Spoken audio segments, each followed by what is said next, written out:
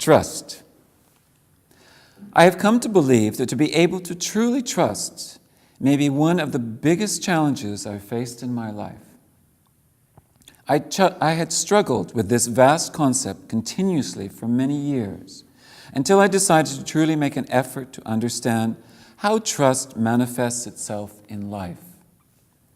In 2001, I had the opportunity to direct a large and challenging project, the opening and closing ceremonies of the 8th IAAF World Athletic Championships in Edmonton.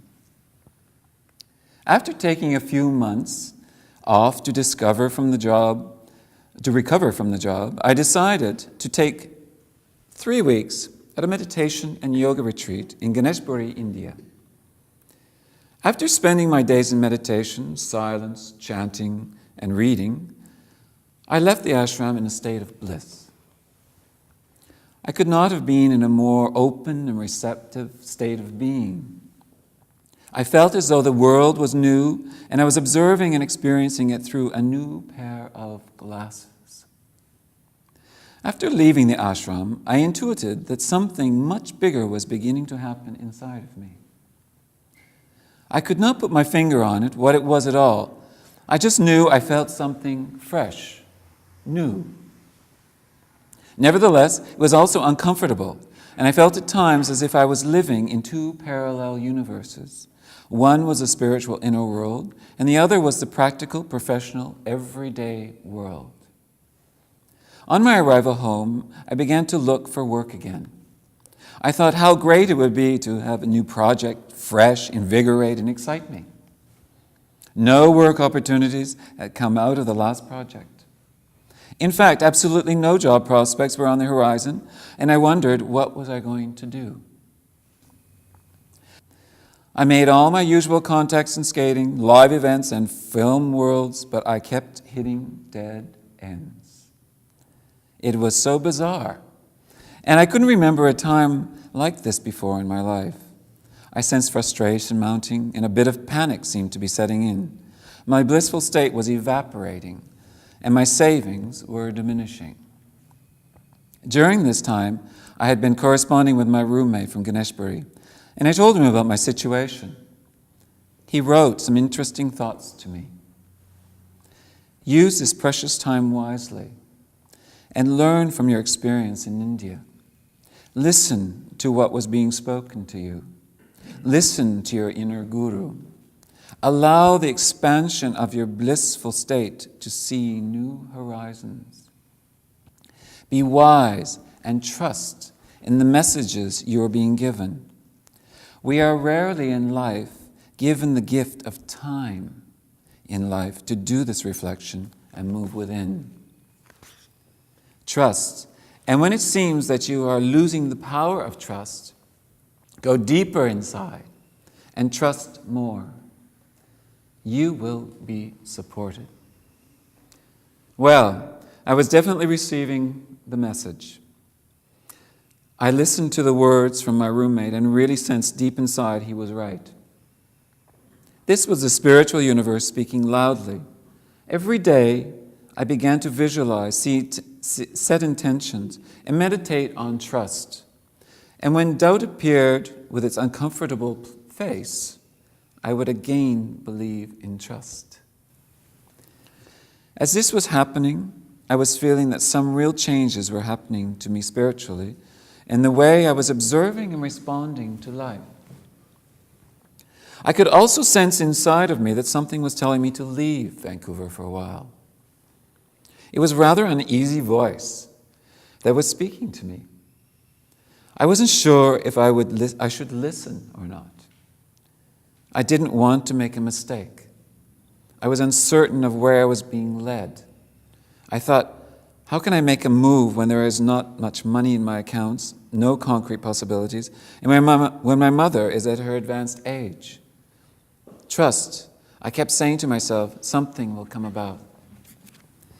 Near the end of 2002, I was now on the hunt for my next living location away from Vancouver. I was setting this desire into actions. One thing led to the next. I sensed an increased momentum that something was definitely about to happen. But what, where, how, and when was I about to experience? My search for my new destination ended in Brussels when my friend Robin said, "Why don't you come and live here for 6 months? You can stay here for free, as it would be great to work with you on developing a production together. Besides, it would be great to have you living closer." I had never thought of living in Brussels. Was this the shift that was happening inside of me? After some contemplation of family and business matters, I decided to definitely take the move. I would be starting all over again, from nothing and no income again. But I was again being supported, and I trusted. No matter how risky the move may have seemed, I never turned back on this decision, even with the naysayers advising me otherwise. In Brussels, I began to reinvent my life.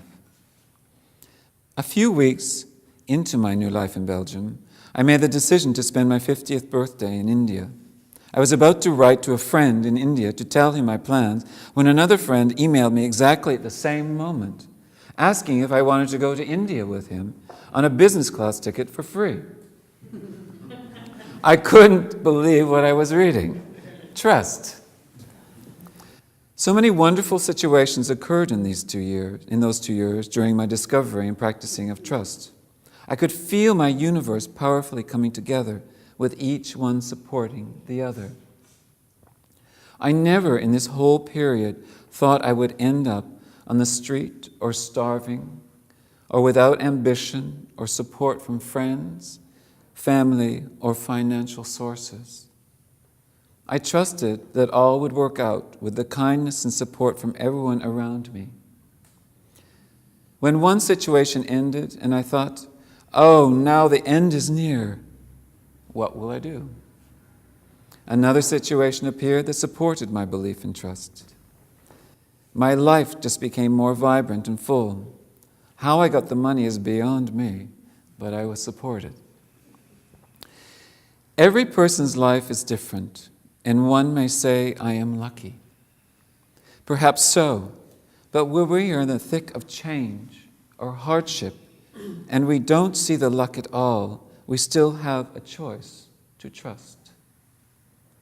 I had the choice to go into a downward spiral and sink myself into poor me thinking and victimization, or I could choose to look up towards possibilities, hope, and learning. I chose the upward spiral, even if it did not always seem to be moving upward. I trusted and still do more than ever. Now that all will work out in the end. My journey continues. Finances have improved dramatically. My travel continues to increase. My life continues to expand intellectually and spiritually. My trust just continues to grow and grow. I do realize one thing, though.